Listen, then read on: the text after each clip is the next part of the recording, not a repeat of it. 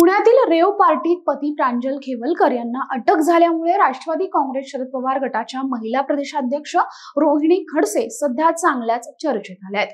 दरम्यान त्यांच्या हातावरील श्रीकृष्णाचा टॅटू संदर्भात त्यांनी एका वेब पोर्टलला दिलेल्या मुलाखतीत माहिती दिली आहे। त्या म्हणतात की प्रत्येक भारतीयानं भगवद्गीता, रामायण आणि महाभारत हे 3 ग्रंथ वाचले पाहिजेत। या ग्रंथांमधून आयुष्यातील प्रत्येक संघर्षाला सामोरं जाण्याची प्रेरणा मिळते। आयुष्यात मी अडखळते जेव्हा मला हरल्यासारखं किंवा इमोशनली ब्रेकडाऊन होतं तेव्हा मी भगवद्गीता उचलते आणि वाचायला लागते। प्रत्येक वेळी मला आयुष्य जगण्यासाठी नवीन काहीतरी प्रेरणा मिळते।